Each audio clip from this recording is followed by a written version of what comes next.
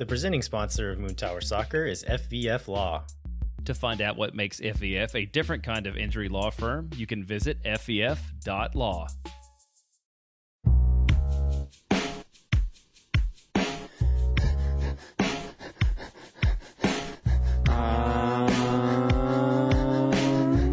Washington, 6'8", weighs a f***ing ton. Opponents beware, he's coming. Let me lay it on the line. Hello friends, and thanks for listening to Moon Tower Soccer. Today we have a bonus episode covering the signing of Washington Corozo. My name is Landon Cottom. I'm joined as always by Jeremiah Bentley. Hey everybody, I'm Jeremiah Bentley, and we were just talking like it's strange to be recording in the morning. We'll see what kind of different energy we have. I have much less vodka in me than I normally do when we do the show. But still some? No, it's zero. Okay, yes, good point. Yes, no vodka in me. So we'll see how entertaining we are this week. All right, we were going to keep this one short, so let's just jump right into it. Austin FC have signed 23-year-old Ecuadorian winger Washington Corozo. Apparently, he goes by the nickname Manchita, which means like the little spot. Named after his father, also Washington. So maybe I'm not sure if his father was La Mancha and he's Manchita. We'll have to do some investigating here. But he comes from the Independiente del Valle Academy in Ecuador. He's currently under contract with the Peruvian club Sporting Cristal, but was on loan all of last season with Pumas in Mexico. He had 8 goals for Pumas, including 1 in the CONCACAF Champions League in 44 appearances in all competitions. Has several call-ups for Ecuadorian youth national teams, and then got 1 appearance in the first team national team in World Cup qualifying last year. So exciting young player. He did media availability. He was actually already in town, which is exciting. Like a welcome change from Musajite being stuck in purgatory for 2 months or whatever it was, right? Yeah, absolutely. It was good to see him yesterday. Among the assembled media, including was Mike Allison one of the media members? He was at was. the press conference. Okay. Mike Crignola now, actually. Oh, Conrelia. That's right. Yes. But yeah, Mike of Swoon Tower was there for media availability, which is exciting. But he gave a quote that I think kind of sums up why he's here and kind of what his goals are. And he said, "My plan is to come here to MLS," and in Spanish he said romperla, and I think the striker translated it as rip it, but I think you could say it's like tear it up, kill it is kind of the translation there. But my plan is to come here to MLS and romperla so that I can be called up to my national team and be able to play in a World Cup, which is what I most desire and what I want the most. So this guy's coming in motivated, and it's an achievable goal for him. I was looking at the most recent call-ups for the Ecuador national team, and it's several guys who are currently in MLS or who were in MLS in the last couple of years. So if he comes in and performs and does really well in MLS, he can make that team. Yeah, and there's a school of thought on that, right? That is the kind of players that Austin should be targeting bringing in where we can, because now we've got one less international spot, but it's kind of sort of fringe national team players. The Romperla thing reminded me. So I just hit day 200 consecutive of Duolingo, and I was really excited that. Oh, nice. Yeah, to me it would mean break it in the world of because that's what the app would tell me if that it was right, since we have no context on slang or anything like that. Yeah, literally it does mean break it. Yeah, you're right. So well done. Thank you. So let's jump into kind of his playing style. So he's very much a winger. He's not a fake winger or false winger, a guy playing out of position at winger. He's a winger. He likes to take guys on. That is, whenever he receives the ball, that's what he's going to do. He has a real attacking instinct and a confidence in the final third. And I think that's something that Austin has missed from its wingers this season. I think Cecilio Dominguez has kind of that instinct. Like, he receives the ball, he wants to take someone on. With him out, Diego is not really that kind of winger. Finley and Wolf maybe lack a decisiveness or the skill to really do that at times. This guy, he receives the ball, he's going to go at a guy. He mostly plays left wing. but can play on the right and has played some spot minutes as like a second striker or even maybe a lone striker, but not extensive minutes there. So mostly right and left wing. He is right-footed, likes to cut inside on that wing, but he'll use that to his advantage. So like he'll cut inside several times, and then sometimes he'll bait that cut inside, and then we'll take that big touch outside, and is quick enough that he can create space either to get to the end line and put it across, or beat a guy and get a shot off, or just to give himself that half a step of space to get a cross off. He's pretty comfortable shooting and crossing with both of his feet, and he plays in a really nice cross, especially with his right foot. Whenever he can take that same big touch to make space for himself and kind of cut back inside, and then play a really nice whipped in cross from there, and then plays decent crosses with his left foot as well. So not bad with either of them. He's 5'10". I saw various weights listed, but 157 pounds is what FB Ref has him as. So decent size for a winger, and he's not afraid to get in there and kind of duel with guys, and can hold his own physically. So not a small guy by any means. Yeah, I think from the videos I watched, this is going to be a very high level technical scouting report on it. But I think it's a good signing because he's a winger who does winger things. Yeah. And is like direct and attacking, like you said, and seems like really fast. And I think it's definitely a missing element for sure in this club. And, we've just been playing people, like you said, a little bit out of position or a little bit out of their strength, out of their skill set. So I think it's definitely a great signing. And we'll get into a little bit of the context of it, I think, in the questions, but why, it might be a really good signing in terms of what it looks like for our roster build. Yeah, so we asked for questions from our Patreon members and also on Twitter, and y'all gave us some really great questions. So I think really we'll cover most other info about Corozo in those questions. There's also a couple of questions, including from Chris Wellhausen.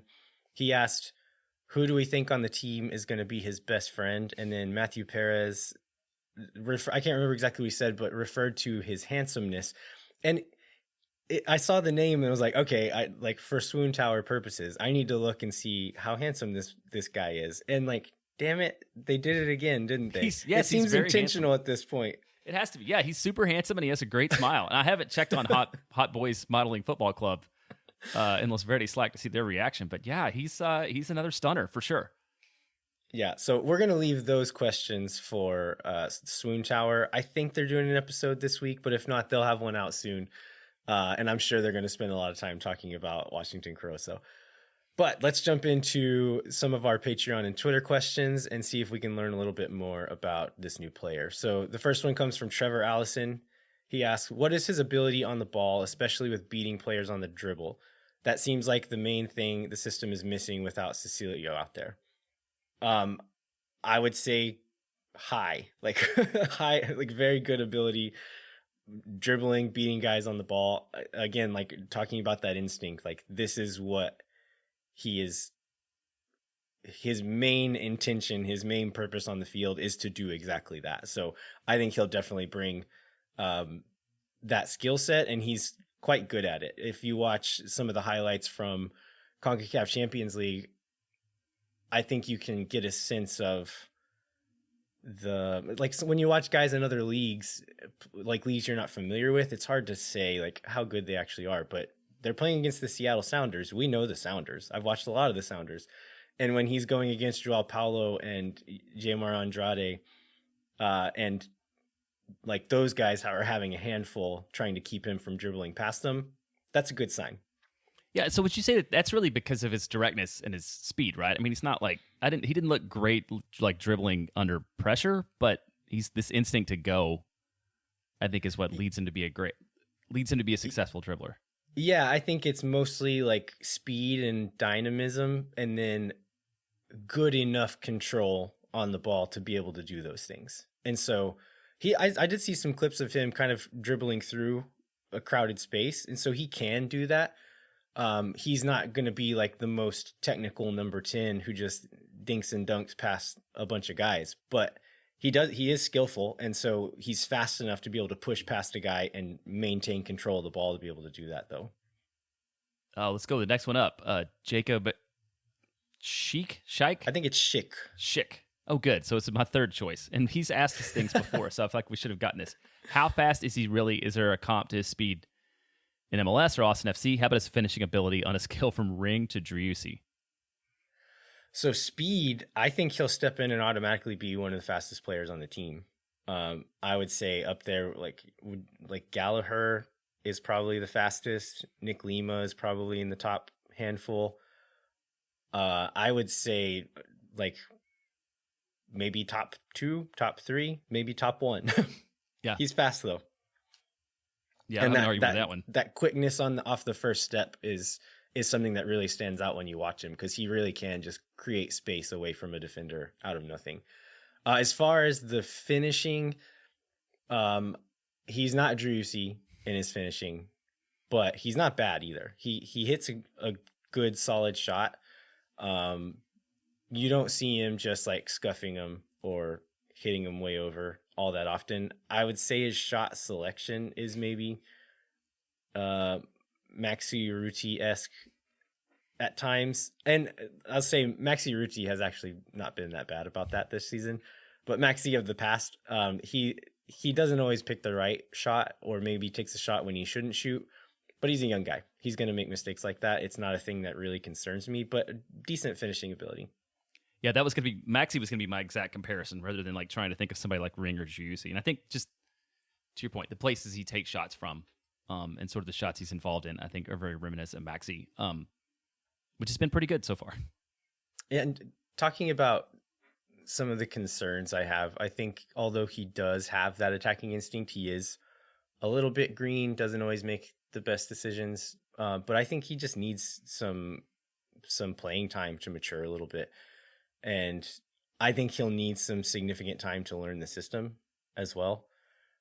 Just because he's a young player.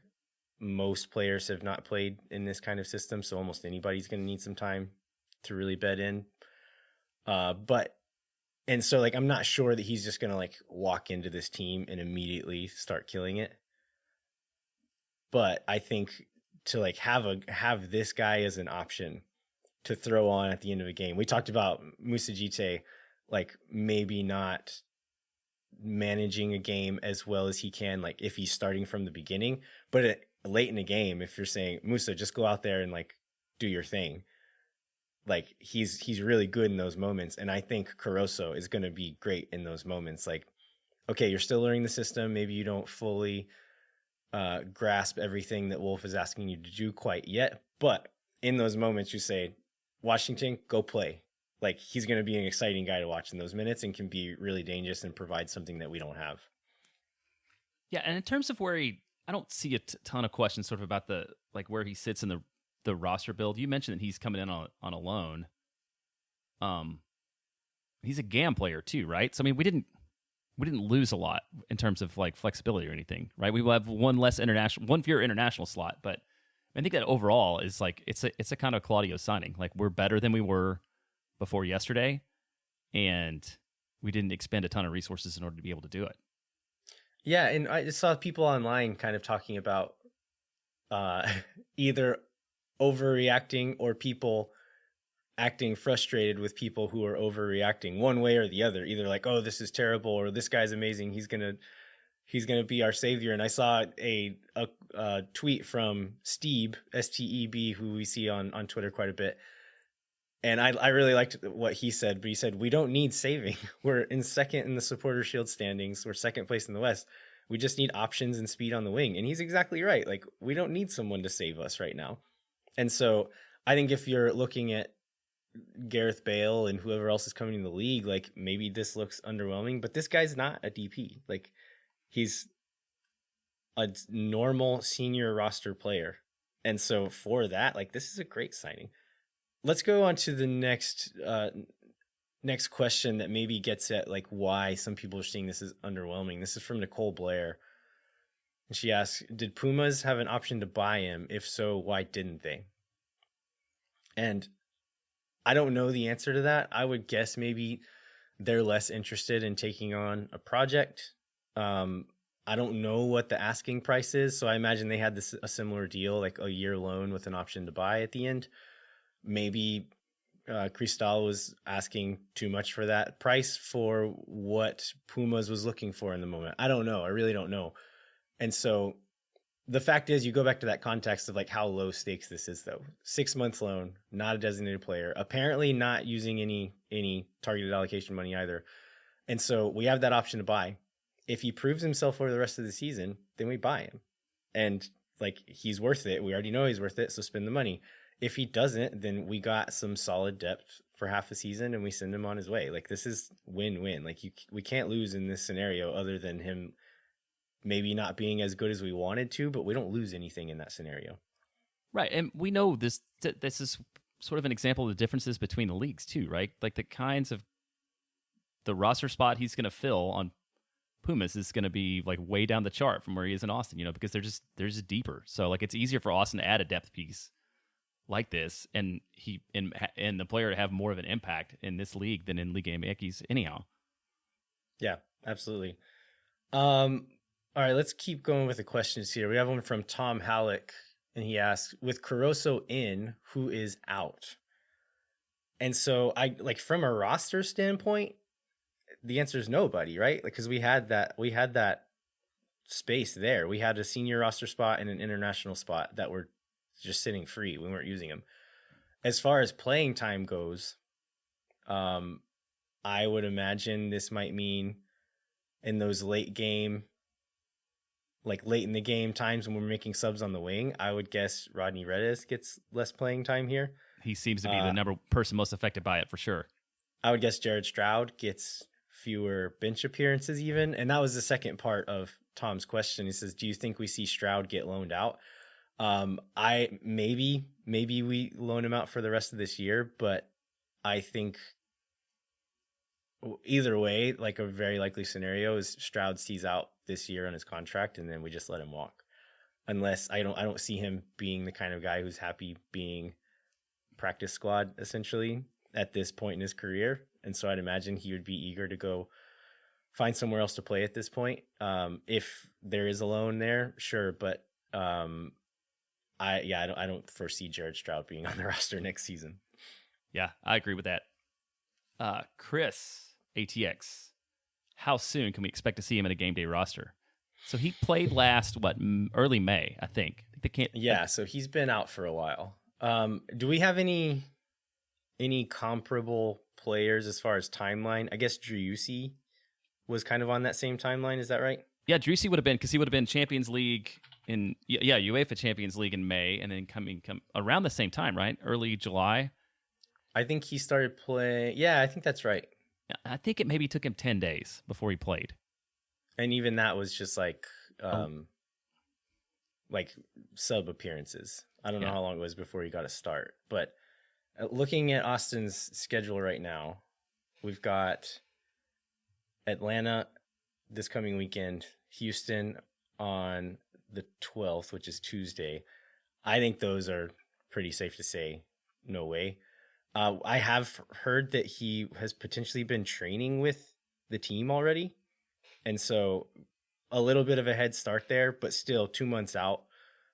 Even let's say he's been training with the team for a week, which I don't know how long it actually has been, but that would put him at about 2 weeks for the Dallas game next weekend. That even still seems a little bit fast. Maybe we see him on the bench for Dallas. I would say that's maybe the earliest, but I think maybe the more realistic one is for Red Bulls that next weekend on July 24th. Yeah, I think that's when it's a home match too, right? It'd be nice to see him make a little debut at home in front of the home crowd. But I think that's probably realistic because this schedule's pretty congested over the next 9 days. Yeah, so the depth would be welcome at that point for sure. All right, next one is Brian Hensley. He asks, do you see him playing on the left wing and allowing Fagundes to go back to right wing, or will Fagundes stay left wing and have Washington play right wing?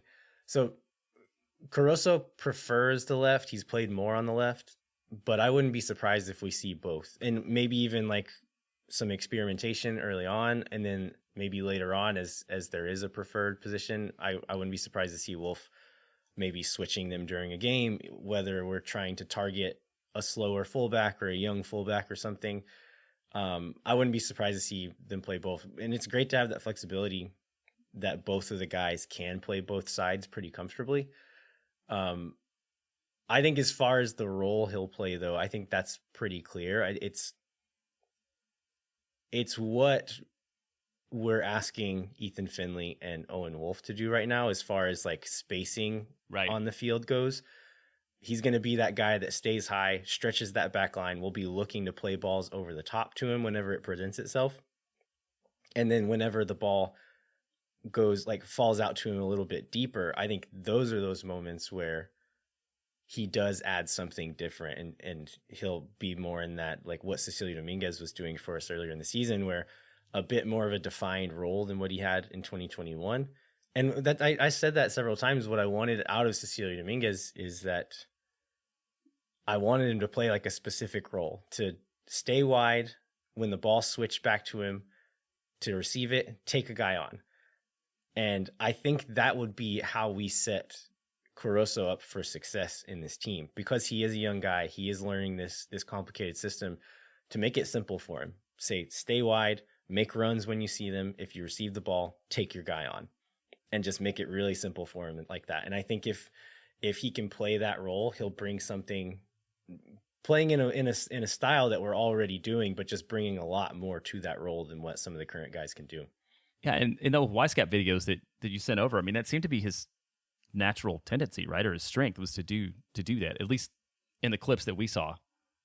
Yeah, absolutely. He's, again, just like that instinct. He moves well in the box. Like, he's attracted to goal. And so even when he's backside, he just like finds his way to the ball. And if a cross comes in, he does a good job of just like, either with speed or sneakiness or effort, getting by a defender and getting into the box. And then when he has the ball, he always finds a way to get the ball back into the box, either by carrying it there or making space and putting it across. So he is an attacker by nature, for sure. You want to Bricky T has a at first I thought this was 4 questions, but it appears to be a multiple choice question. Yeah, multi-part. So Bricky T, who I think formerly known as the Book of Bricky Fett on Twitter, and is now Ariaga 2, which I think is a great Simpsons soccer reference. But Bricky asks, or says, I forgot my Patreon login. Does Washington A, have a wig for his wig? B, make love like an eagle falling from the sky? C, made of radiation? D, all of the above? So this is a reference to, I haven't put this in yet, but a reference to the song I believe I'm going to make our intro song for this episode. I'll put a link to that in the show notes. It is one of my favorite, like, silly comedy videos of all time. It's kind of weird. Watch it. I don't know if it's going to be everybody's thing, but I love it. And so I love this question. Do you have an answer for it then? I'd say just watch the video. Just watch the video. Yeah. Okay. Your heart will tell you as you're listening. Okay, I love it. Next one comes from Elise. She says, with Corozo coming in, what is Austin still missing? If we were to get another DP to replace Cecilio, where do we need them? This is kind of a tough question. And I think she mentions, if we were to replace Cecilio, we would need to replace Cecilio, because we're kind of one in, one out at this point. We have a full senior roster. And so if we're going to bring in any other high level players, like senior level players, we have to get rid of one first. Do you have, so let's say we loan, sell Cecilio, whatever it is, and have the space to bring in another full DP, where would you want to see that player play? What position? I would still like another winger. Okay. Even with what we have. And just, I mean, especially thinking long term, like, I mean, I don't know. I think Owen Wolf would be better served probably playing at MLS Next Pro next year, with more minutes. I don't know what Ethan Finley's deal is. Like, I think there's still need on the wing to have like a top level player to continue to have a dynamic attack. Yeah, I don't think that's a bad answer. Like, you could say maybe a striker, but that's, if we're doing it this summer, I think that's putting a lot of pressure on the Corozo deal, which I think Corozo is a bit of a project. Like he's going to need some time to come along. So if we had another guy who would like, no, you plug him in and he is the starter, and you're bringing a guy like Corozo off the bench instead of hoping that he can become a starter, that's a good team. And yeah, I think I agree. Another one that I've seen, I saw a few people throw around the idea of getting a DP right back. I don't think you need to use a DP spot to get a good right back, but if we could get a DP right back that is a DP not because of their name and not because of the teams that they've played for in the past, but because of the player they are now, I'd be all for that. So I can't think of any examples of who that would be that's like realistic options, but if you're thinking of a guy, well, like maybe like Christian Fuchs for Charlotte, he's maybe a little bit older now, but someone in that vein, like played in the Premier League or like a top European league for several years, maybe still in their prime, like late 20s, very early 30s. And you could bring in someone like that who is good defensively and improves your offense. I think that spot would be worth using a DP slot on as well. But that is assuming that Corozo comes in and does actually romperla and he can be the guy. But if not, I agree with you. I think a winger would still be the best bet. Yeah, and I would answer that question a little bit in two ways, which I think is the same thing you did. Is like, I think what Austin is still missing is a right back. I just don't know if you need a DP to fill that slot. Yeah, you definitely don't have to fill it with the DP. Okay, the last question we have here is from We Are Austin TV, and they simply say, rate the signing 1 to 10. I would rate this as an 8. And I would say it for the reasons we've kind of talked about. Like, it's a lot of roster flexibility. We didn't give up a lot for it. We have the option to terminate the loan if it doesn't work out. But he's young and he's unproven and he has holes in his game. And we have not been great at scouting South America, which is the reason why I would not give it a higher rating. Yeah, I agree. Like in the context, I think an 8 is fair. But if you're comparing him to Gareth Bale, then it doesn't look as good. But in context for like the spot in the roster that he's filling and like how little we're having to give up for it, it's a great signing. You also asked, what do you think Precourt was doing in Barcelona? The answer is I have no clue. Anthony Precourt, if y'all missed this, tweeted a photo from what looks like the press room at the Camp Nou, Barcelona stadium, and then did a little teaser tweet saying that he and his family had a great time at Camp Nou. Maybe we'll go back tomorrow. And so I'm going to check Twitter real quick while we're recording because I just know he's going to tweet as soon as we stop recording this episode. Then that will lead us to a bonus episode. So I guess yesterday he was taking a stadium tour is what he was doing. But the fact that he teased that he might be back today makes you think maybe there's something else. Any guesses for what something else going on? I mean, it would seem weird for him to be there to sign a player, right? Right. That's not be it. I mean, I would some kind of like partnership. I think, academy partnership or something is like the biggest piece of news I can think of that it would be. Yeah. Academy partnership, maybe a friendly being set up, something like that. I would guess that's more likely than the player. So we're talking about our DP right back. Don't hold your breath for Serginho Dest coming in, y'all. All right. Did we cover everything? Anything else we need to hit, Jeremiah? Well, I think we hit on all the points. It was like you said, it was a good list of questions from people. I think it's an exciting signing, and I think that we just have to see how the rest of this window goes. Yeah, and I think we will see more players coming in, right? Like, I don't think we're done. Yeah, I don't get the impression that we're going to be done. I mean, we have limitations now, right, in terms of pieces have to move, but we've got pieces that can move. So. Right. But I think we should expect more out of the club during this window, which actually opened today? Yeah, officially opened today, so they can start actually registering players today. So, they'll need to start doing that soon. But as we've seen in the past, like this stuff happens fast. So, don't be surprised if we have to do another bonus episode at some point in the near future. Yeah, well, let's hope. Oh, I think this is the second bonus episode we've done. And I believe that the first one was for the Rodney Redis signing. And so let's hope, before we get out of here, that let's hope that this goes better overall for the player than that one did. Yes, here's to hoping. All right. Well, thanks for jumping on, Jeremiah. Listeners, we will talk to you soon. We'll be back next Tuesday, right? Yeah, we're going to release next week's episode on our normal day, Tuesday, which is a game day, but we can't move our schedule anymore. We're just going to have to deal with it. We're just going to have to go with it. All right. Bye, y'all. When no one is around.